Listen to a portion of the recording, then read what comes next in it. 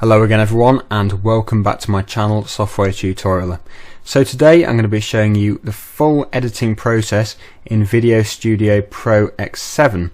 So this is all the way from the beginning of importing your videos, photos and audio, all the way through, right through the editing process, all the way to when you share your video, whether it's to your computer or to an online service such as YouTube. Right, so first of all what you're going to do is you're going to import your videos, photos, music, whatever it is, into your library, which is just here. So what you do is you first of all click this folder, import media files, and then you find the area on your hard drive, select everything that you want in your project. So on mine it's just these three, Nature 1, 2 and 3, and then click open. You'll then see it imports it and it puts them in your library. Now you'll probably have more files than that. I've only got the three because I'm going to do a short video and it's just for this demonstration which I'm going to show you of creating a video from scratch. Right, so what you're going to do is import these into your project. You can see that it's now been imported and they're all in my timeline here. The video clip is only around a minute long. Yours will probably be a lot longer. But as I say, it's just because of this tutorial. So I've got my three video clips. These are all inserted, and now what I want to do is I want to insert a title. So this is what would appear at the beginning of my video to introduce it, and I'm going to have it over the top of this first video clip. So it's not going to be exactly before it, but it's going to be running at the same time. So what you need to do is press title, and you can choose from one of these templates, and that's fine. You can just drag one of these in, for example this one, drag it into your title area, and then if you play it you'll see that it then appears, and all you have to do is left click on that and then you can edit it to whatever you want, such as nature, and that is absolutely fine. But what I'm going to do in this tutorial is show you it completely from scratch so that you'd know how to do it in the future, and you're not relying on one of these pre-made templates. So I'm just going to delete that for now, and what you do is you go to the position on the timeline where you want the title to come in, and for me it's right at the beginning. So I've put my slider, which is this, all the way to the beginning, and it says double click here to add a title. So naturally double click here, and then you can type in what you want it to be called. So it has actually taken the preset templates formatting, but that's absolutely fine. For you it'll probably just be a really basic thing. It'll probably be white with Times New Roman, and it could be bold or something, but it really doesn't matter for this. So it says nature, and that's what it is. It's going to be nature 2014, and I'm now going to position this on the page where I want it to be, and I'm going to want it aligned to the center. So you'd click on it, and then where it says alignment here you can choose where you want it. So if you wanted it bottom right, naturally that's where it would go, but I'm going to have mine aligned to center, and what you'd do is you'd press that center button and that's where it will go. So now I'm going to move on and change the font, the size, the color. I'm going to make it bold, and I'm also going to add a shadow onto this. So first of all, the font. I'm going to select from this drop down menu a different font. I'm going to have it quite a big font, quite bold, something similar to Arial Black but not quite the same, probably Basic Sans Heavy. That doesn't look too bad. So I've now selected that, and you can see that it's now changed it. I then want that bold. Obviously you probably won't see an awful lot of difference with this because it's already a bold font, but if you were having a font which wasn't already bold, then this bold function can really make your font stand out, your title stand out from the video, which is great. So I've added that now. It didn't make a lot of difference, but it would have done with a smaller font. I'm now going to change the size. Now the size isn't too bad at the moment, so I'm just going to make it slightly bigger, and what you'd do is you'd use this drop down menu and you can choose a number, and the bigger the number the bigger the font. So I could choose 70, and you can see it's increased the size, or you can just type in the number that you want. So if you wanted 40, you just left click here, highlight this and change it to the number you want and press enter, and you can see again it's changed the font size. So like I say, 70 is what I'm going to have, and I'm going to then add my border, shadow or transparency. In my case it's shadow. So here you go, shadow is here, and this is no shadow. drop shadow, glow shadow, and extrude shadow. And I'm going to go with drop shadow, so just select the one you want. If you don't want a shadow, that's fine, just press no shadow and it will remove it completely. So again, drop shadow. X and Y is how far out in each angle your shadow is going to become. So if I chose 4, and you can see that it has now increased it. Now it wasn't a very big increase, but I'll just show you for the sake of it. If it was 20, for example, you can see that it has dropped right down here, and obviously the bigger the number, again, the further away from the font the text it will actually be. So for mine it's just going to be 4, and you can see that's there. You can then choose the colour. I'm quite happy with black, but there are a load of different things to choose from here. So for example red, and you can see it's changed that to red now, but I'm just going to revert back to black. And then you have got your soft edge, which is this one here, and again it's 20, so if you decrease that it'll make it sharper, and if you increase the number it'll make it a lot softer, as you can see there. I'm going to make mine about 10 and then press enter. Again, here is another one, transparency. The smaller the number, the less transparent it is. So 0 is no transparency at all. If you had 90, then it would be very transparent. As you can see there, it is very transparent. So I'm going to keep mine at 0, and then I'm going to move on to border. Now it's actually defaulted to add a border, but I don't want one. So you'll see that there isn't a tick box which says remove border or border on and off.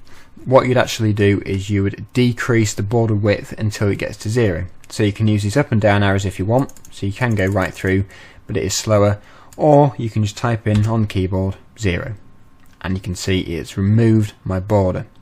You would then press OK, and it would save everything you've just done there. I'm now going to change the colour, and it's going to be a bright colour, nothing too dark and nothing too bright, because otherwise it will look a bit strange. So I'm just going to choose white for mine, because the shadow already makes the text stand out. So I'm just going to keep it like that for now, and then I'll just make sure that's realigned to the centre just in case it's moved, which it hasn't luckily, but normally when you change the font or the size it can move it around the page a bit, so you just need to realign it. And then you can extend the length of your title for how long you want it to show for. So for mine it's 3 seconds by default. I'm going to extend it to around 5 seconds. So you can see on this part here, this is how long it's going to display for. So I'm just going to keep it at around 5 seconds long, and then if I play this, you'll now see that it has inserted my text and it's got all the formatting which I did to it. You'll also see that it had an animation, and that, like I say from before, has come off that preset template. But I'm going to change that. So what you would do is again select the text, left click on it, move over to attribute, and then you'll see animation. Make sure that's ticked, apply, and then from this drop down menu you've got all different types of animation you can add to it. So you can see that it's automatically defaulted to this fade, and this one's been selected, but I'm going to change this and I'm going to turn it into a fly. And what this will do is it will make it move across the page. I can get it to stop if I want to, and I can also specify how long I want it to stop for. And I'm just going to go for this one which it's already selected here, and then I'm going to click this double T. And this actually allows you to change some things, such as what it is that moves, whether it's the text or just the character, and also how long you want it to pause for, where it enters from, where it leaves from. Now if you want it to come in from the left, which is what I'm going to do, you would select left, so this is the left arrow, and I want it to leave to the right, so I'm going to select this right arrow. And I do want it to pause, I'm going to select long, and then I want all of the text to come in, not just a line, word or character, so I'm going to keep that on text, click OK, and now when I play this back, you can see it enters from the left and it will leave to the right. So my animation has now been added, and if you're not happy with it, then same again, just go back to the animation. You can choose another one from the drop down menu, and then you can pick one from this list. There's loads to choose from, and I do recommend adding one because it adds a bit more animation into your video, and it's especially good for your home movies. Okay, so moving on, we've now added our title. So next we're going to be adding some sound. So obviously it's nature, so we don't want too much sound, but we want something, because otherwise it's just going to be quiet and boring. So you're going to again go back to your library. Okay, so I've now imported this audio track, and exactly the same as the video, left click it, drag it down and put it in the music track in the timeline. I'm going to put that right up to the beginning, as you can see there, and I now want to cut it down because it's a lot longer than a minute long. So I'm just going to zoom out, and then if you left click when this double arrow appears, and then you can drag it, and then it will snap to the end of your video track, and you can now see that it will finish at the same time. But it is just going to finish. It'll be a sudden stop, and it will be a bit hard to listen to. It won't be that nice. So I want to put fade on it. So you left click on it, click options, and then you'll see here it says fade out. So I want that to fade out. Okay, so you might want to change how long over a period of time you want it to fade out for, because if it's only set to 1 second, then it'll be full volume and then it would suddenly go. If you want it to naturally fade out, then what you'd do is you'd use the sound mixer. So left click on that, and then you can zoom in again, and you can see where it goes down here, this is where it's fading out. So if you left click where it's at full volume, then you can drag it along. You want to get it around the same volume,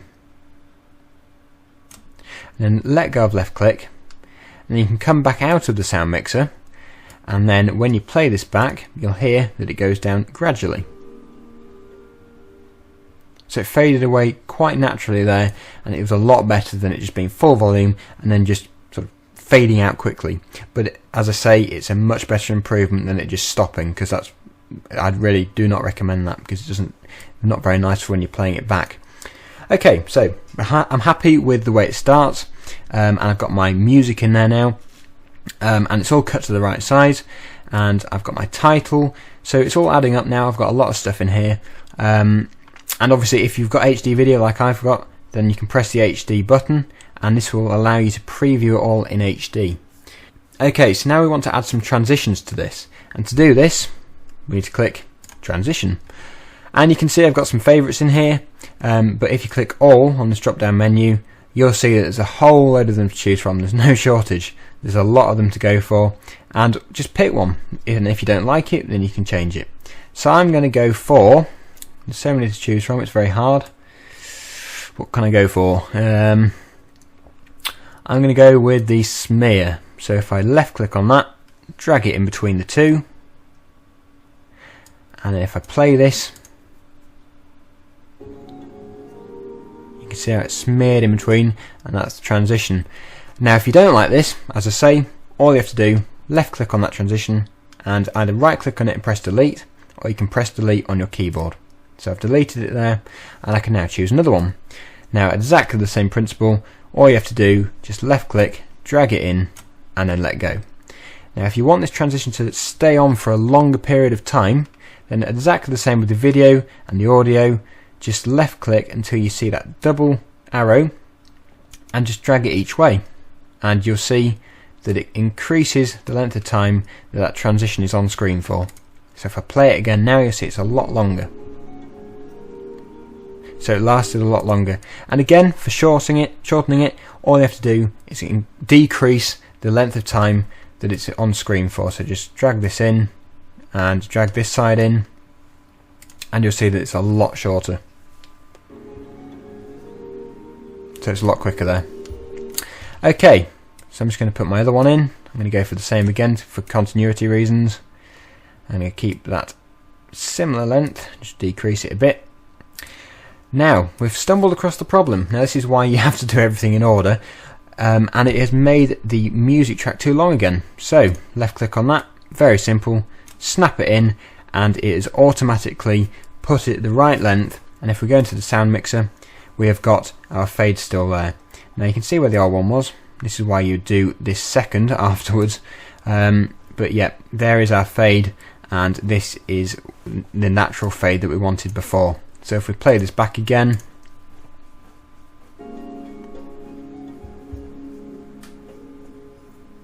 you can see that it gradually fades out there. So that's exactly how we want it now. We've got our video track, we've got the title, we've got the audio track, we've got our transitions, and then what you want to do is you want to put some form of ending to this. Now you can have it just fading out. It's absolutely fine. If that's how you want to end it, then great. But you might want to put an ending text on, or some form of transition on the end, maybe a fade to black. Again, this would probably interfere with your music fading out, but as I say, if you do it in the right order, then it's no problem at all. All you'd have to do is just edit it if you do it wrong, and it's absolutely fine. Just revert it using the undo and do it again. So there's nothing to lose. As long as you keep saving your project, then that's absolutely fine. So what I'm going to do is just put a fade out on my video clip, and again I'm going to go to transitions, and I've added this to my favorites. Fade to black, drag that in, and you can see now that this will fade to black. Okay, so I'm happy with it, and it didn't actually interfere too much with the music track. And what I'm going to do now is just play this through. So we've got our music starting up at the right time, we've got the title in there, it coming in and going out, and it's now panning over the nature scene,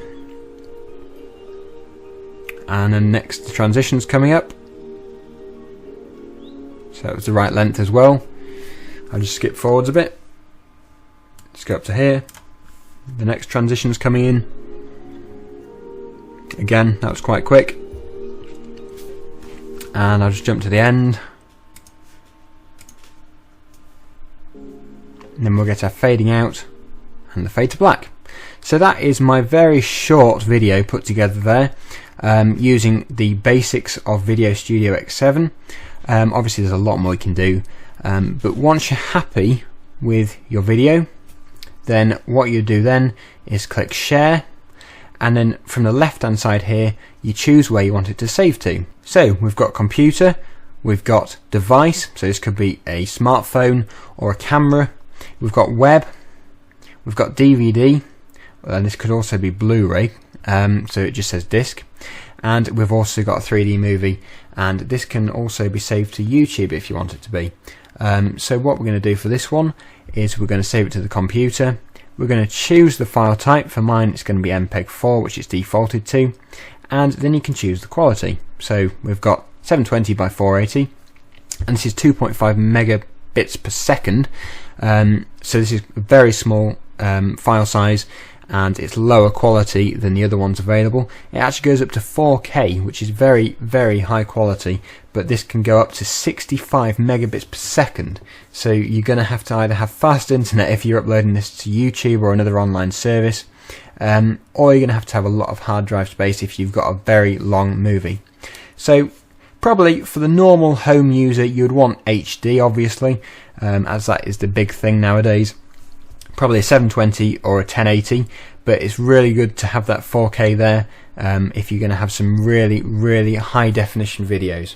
So for mine I'm just going to do it in 1080p, and I'm going to select that, and that is 15 megabits per second, and it will tell you some other information here as well. It might not mean a lot to you, but if it does, then that's great. It's there if you need it, and especially if you know that you need to know that kind of information for when you're exporting your videos. Going down here, output drive, it tells you the estimated output size. So it thinks that this video is going to be around 110 megabytes. And it also tells you how much of your hard drive has been used and how much is free using this box here. So this is what's been used, this is what's free, and this is what this video is going to use. Very small proportion on my hard drive, but if you've got a smaller hard drive, then it will make a bigger difference. So once you're happy, you can then choose your file name. I'm happy with mine, and you can change your file location, and again if you open this up it will go to the place on your hard drive that you want it to be saved to. Click save, and then you'll be able to press start. It will then render it. This will probably take quite a while, especially if you're doing it in 4K or high definition, and if you've got a slower computer. But as I say, shorter the video, quicker it'll be normally. So you just have to wait for this to be done, and then once it's done, it's fully saved, fully rendered, and it'll be saved onto your computer or the web or a disk, whatever you're doing it to, ready to be played back. So this really is very simple. If you want to go more in depth with what you can do in Video Studio, I know I haven't covered an awful lot, but it's the basics, so this is really aimed at beginners of Video Studio X7. Although I haven't covered an awful lot, I hope it's given you a good idea of how to use the software. It's given you the ideas of the basics that this software offers, and also how to use the software. So if this video has helped you, please feel free to like it. If it hasn't helped you, dislike it. It's no problem to me.